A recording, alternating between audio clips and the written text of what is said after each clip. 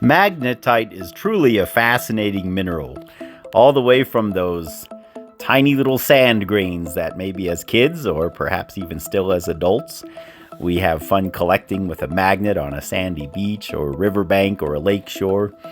And in this video, we're going to talk about where that sand comes from. In this case, we'll be looking at some very interesting rocks and geology from the Poudre River Canyon in northern Colorado, which, if you look from Google Earth, is roughly northwest of Fort Collins, Colorado, runs east to west, cutting through the heart of a large uplift area that occurred during the Laramide orogeny, exposing deep basement rocks and many other wonderful geological features.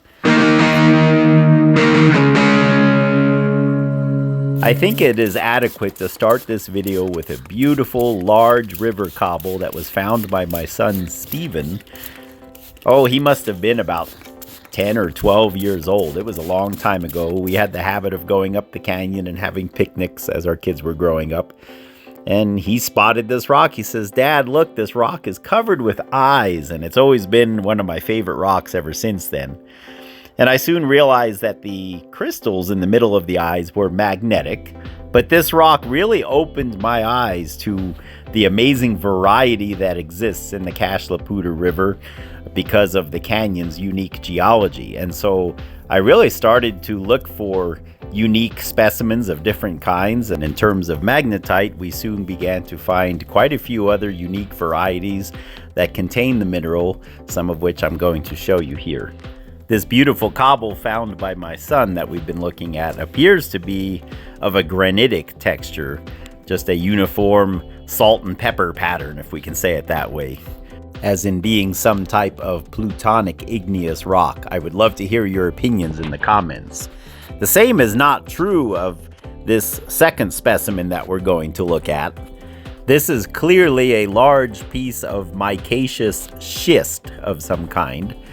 Lots of biotite mica, but again it has those same eyes, which is interesting because the rocks are quite unrelated and yet they exhibit the same pattern.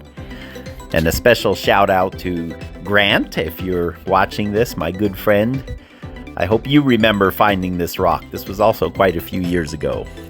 The way this was explained to me is that as these crystals are growing, depending on the exact change of temperature and what minerals are present in a magma or in even a semi-molten mix, certain minerals will start to crystallize first. And as those crystals are forming, in this case the magnetite, they draw out certain elements from the material immediately surrounding them, therefore changing the chemistry of that small amount of molten material.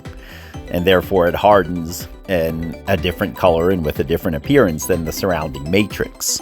The Bowen's reaction series is a term that refers to basically a scale or a list of the order of crystallization as a magma cools and also as a rock melts.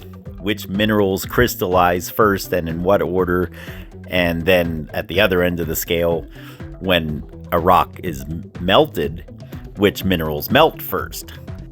Owing to the abundance of mafic rocks that are found in the canyon, it is not surprising that we find rocks with a high percentage of magnetite, such as this one that we're looking at here. This rock is very heavy. I would not say it's solid magnetite. It's some kind of a plutonic igneous rock with a high percentage of magnetite, though, as the magnet clearly sticks to it very well.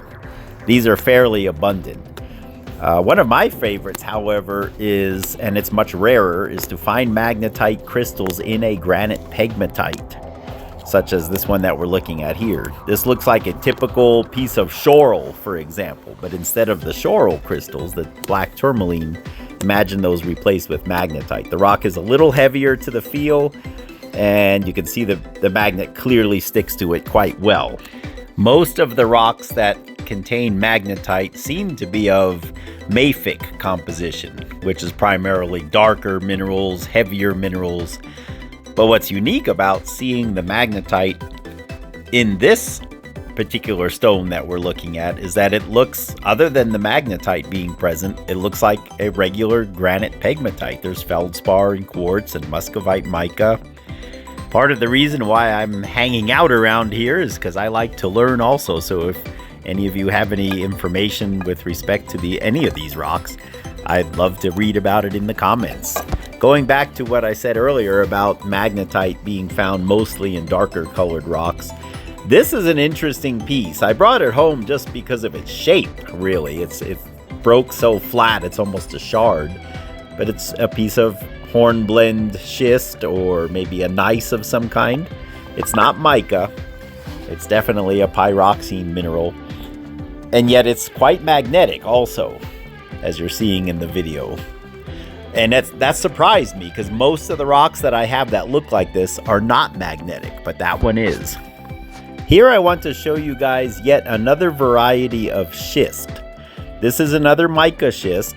It has the abundant biotite mica and it has the eyes.